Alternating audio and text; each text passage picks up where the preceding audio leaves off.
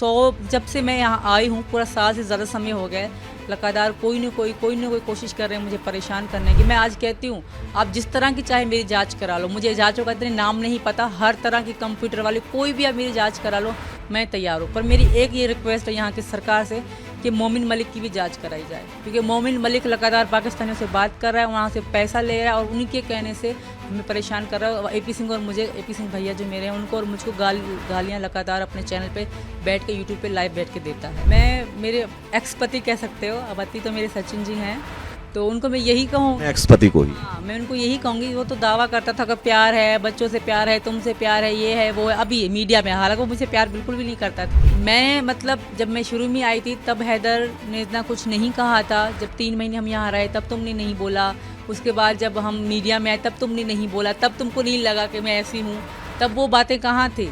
आज मतलब तुम चाल पे चाल चल रहे हो। उनको यही बताऊंगी कि मैं हिंदुस्तान में हूँ, यहाँ औरत को, नारी को देवी माना जाता है, तो तुम मेरा बाल विवाह का नहीं कर सकते। अगर जो पाकिस्तानी अवैध घुसपैठी सीमा हैदर है, जो वाइफ ऑफ गुलाम हैदर है, वो भारतीय आंतरिक सुरक्षा के लिए, इंटरनल सिक्योरिटी के लिए, हमारी भारतीय इंटरनल सिक्योरिटी के लिए आज बहुत बड़ा खतरा है और आने वाले समय में ये बहुत बड़ा खतरा बन जाएगी। बन के मेरे साथ दे रहे हैं मेरे भाई डॉक्टर एपी सिंह, उनका ये एहसान मैं जिंदगी भर नहीं भूल सकती।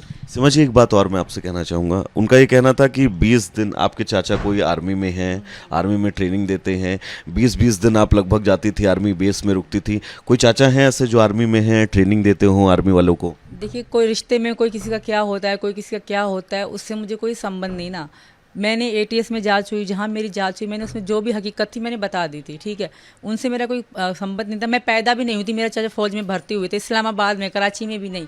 मैं कराची रहने वाली, कराची से खैरपुर, खैरपुर से कराची। मैंने दूसरा कोई शहर भी पाकिस्तान का नहीं देखा, न लाहौर देखा, न पंजाब देखा, कुछ भी नहीं देखा। ये खाली आरोप लगा रहे मुझ पर।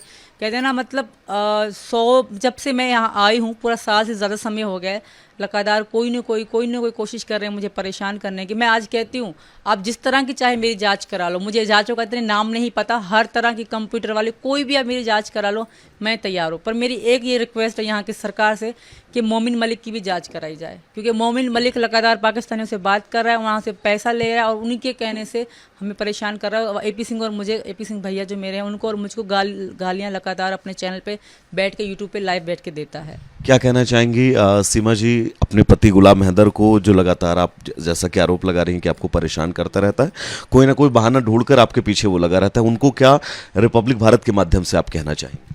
मैं मेरे एक्स पति कह सकते हो, अब पति तो मेरे सचिन जी हैं, तो उनको मैं यही कहूँ, एक्स पति को ही मैं उनको यही कहूँगी। वो तो दावा करता था कि प्यार है, बच्चों से प्यार है, तुमसे प्यार है, ये है वो है, अभी मीडिया में, हालांकि वो मुझे प्यार बिल्कुल भी नहीं करता था। कोई भी इंसान किसी औरत की इतना परेशान नहीं कर सकता। मैंने कुछ समय तुम्हारे साथ बिताया है, ठीक है।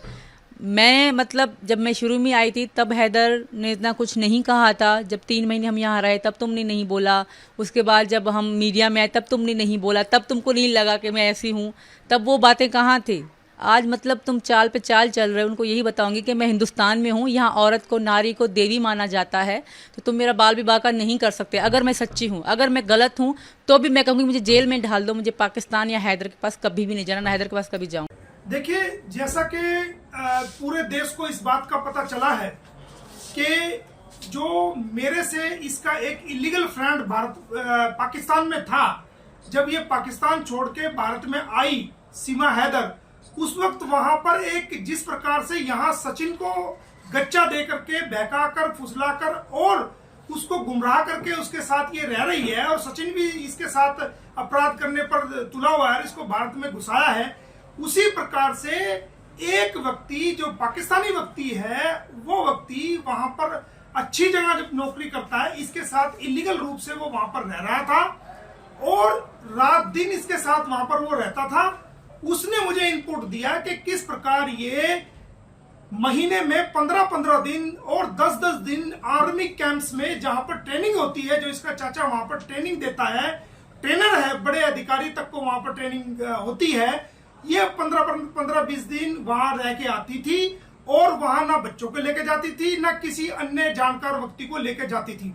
और जिस रिक्शा वाला इसको लेके जाता था और वापस लेके आता था, जब इसका वापसी का समय होता था, आज तक उस रिक्शा वाले का कोई मालूम नहीं है। ये ऑडियो मैं आपको दोबारा भी सुनवा देता हूं अगर आप सुनना चाहते हैं, या आपको मैं दे दूंगा। तो आप देखिए कि इसका क्या मतलब था। उसने मुझे बताया कि ये अगर उसका फोन खराब हो जाता था तो वो उसको फटाफट उसका सॉफ्टवेयर करके उसको दे देती थी। लैपटॉप भी इसने लिया हुआ था, ये लैपटॉप को चलाती थी, और ये कई भाषाओं का अच्छा ज्ञान रखती है। भारत की खासकर लोकल भाषाओं का ज्ञान रखती है, उर्दू को समझती है, इंग्लिश ये बोलती है, और ये इस प्रकार एक्सपर्ट है कि जैसे हमारे कोई बड़े बड़े नेता होते हैं उनको भी बोलने में कई बार जो है वो स्टॉप करना पड़ता है, या वो उसमें थोड़ी देर के लिए रुकना पड़ता है। लेकिन आप इसको देखेंगे ये किस प्रकार ट्रेंड है कि ये लगातार जो है वो बोलती है, हर चीज का इसके ऊपर जवाब है, और किस प्रकार ये ट्रेंड है।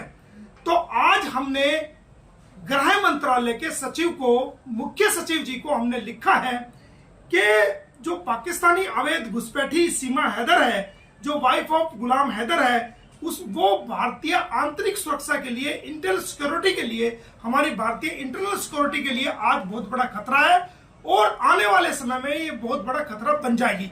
क्योंकि इसने सोशल मीडिया के माध्यम से और यूट्यूब के माध्यम से, इंस्टाग्राम के माध्यम से, फेसबुक के माध्यम से, और दूसरे जो टेलीग्राम के माध्यम से और दूसरे माध्यमों से 14 लाख लोगों से, भारतीयों से संपर्क किया है।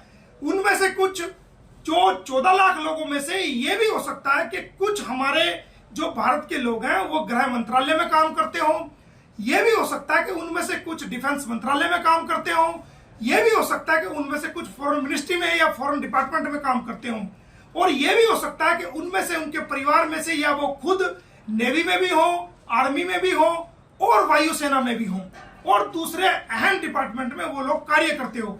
तो इसका कार्य लोगों से संपर्क बनाना है। ये जहां बैठे, जैसे बैठे, जो कागज चाहे वो मंगा सकती है, ये एफआईआर भी निकाल सकती है, ये कोर्ट के डॉक्यूमेंट भी मंगा सकती है।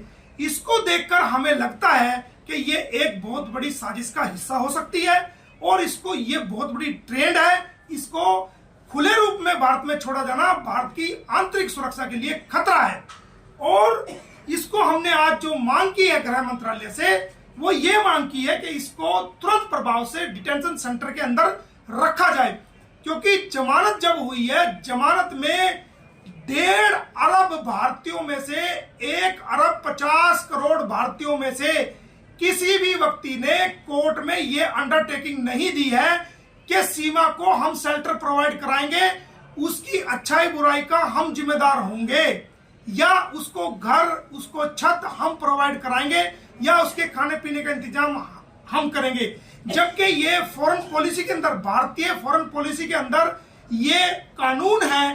पाकिस्तान के मामलों में जो भी पाकिस्तानी भारत में वीजा लेके भी कोई आएगा, तो जिसके यहां वो आएगा तो वो एफिडेविट के रूप में भारत सरकार को, और जो एफआरओ है, जब फॉरेन रजिस्ट्रेशन ऑफिस होता है डीसीपी ऑफिस में, वहां पर एक अंडरटेकिंग देगा एफिडेविट के रूप में कि इसका जिम्मेदार मैं रहूंगा, ये किसी प्रकार का क्राइम नहीं करेगा। लेकिन सीमा हैदर के मामले में किसी ने कोई अंडरटेकिंग आज तक नहीं दी कि ये शेल्टर हम देंगे, ये हमारे घर में रहेगी। केवल इसकी खुद की अंडरटेकिंग है कि मैं नेत्रपाल के यहाँ रह रही हूँ। किसी व्यक्ति के, पाकिस्तानी व्यक्ति के ये कह देने से कि मैं यहाँ रह रही हूँ, वो अंडरटेकिंग को नहीं माना जाएगा जब तक कि उस घर का मालिक खुद लिख के ना दे। तो ये बहुत बड़ा खतरा हो गई है। लोगों से संपर्क करना इसके बाएं हाथ का खेल है। रोज ये लाइव आकर के भारतीय लोगों पर तरह तरह के ब्लेम लगा रही है, ये भारतीय लोगों को गाली बक रही है, और देश की एकता और सुरक्षा के लिए भी ये इस प्रकार के बयान जारी कर रही है जिससे देश के अंदर जो है वो फसाद पैदा हो जाए। इसके अलावा जो हमने जो मांग की है, एक तो हमने मांग की है कि इसको डिटेंशन सेंटर में इसको रखा जाए, इसको खुला ना छोड़ा जाए। दूसरा हमने मांग की है कि इसकी डॉक्टर एपी सिंह की क्या भूमिका इसको भारत में लाने के लिए रही है। भेज दिया मेल द्वारा, और डाक से भी भेज रहे हैं। मेल द्वारा चीफ सेक्रेटरी को लिख दिया है, और जो इंटेलिजेंस ब्यूरो के जो चीफ है उनको भी हमने इस बारे में लिख दिया है। जो है इस बात को सलाह लेके गई हो फोन द्वारा या मुलाकात के द्वारा, और एपी सिंह ने उसको ये कहा हो कि आप अगर अकेली भारत में रहेंगी तो आपकी सुरक्षा आपको भारत में नहीं रहने देगी। तो आप जाइए और आप अपने बच्चों को लेके आइए। तो उसी कानूनी सलाह को जो दी गई थी को मानते हुए ये दोबारा जो है वो 10/5/2023 को सेकंड टाइम में दुबई के रास्ते लिखा ना वो लेटर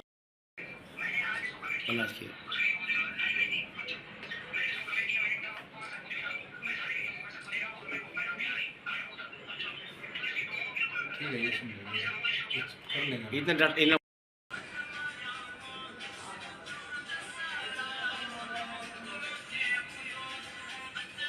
ये आप देख सकते हो, कोई दिक्कत नहीं है। इसको पूर्ण रूप से रेकी करके गई है और पूर्ण रूप से ये ट्रेंड सारी ट्रेनिंग लेकर के एक एक चीज को अभ्यास करके जो है 7 दिन के अंदर इसने किया है। और देखेंगे कि इसको कोई परेशानी नहीं हुई, क्योंकि ये पहले रेकी करके जा चुकी थी। ये डायरेक्ट वैन से, ये कहती है काठमांडू से पोखरा तक ये वैन का इस्तेमाल करती है, ये एफआईआर के अंदर लिखा हुआ है। और पोखरा से दिल्ली के लिए ये डायरेक्ट बस पकड़ती है। और 13/5/2023 को सीमाओं में इसने एंट्री की है, भारत की सीमाओं में ये घुसी है और सचिन इसको लेके आया है और इसने पूरी रेकी की है कि किस प्रकार जो है बॉर्डर को फांदा जाएगा, किस प्रकार बॉर्डर को क्रॉस किया जाएगा, कहां से जो है दिल्ली की पोखरा काठमांडू से कहां से दिल्ली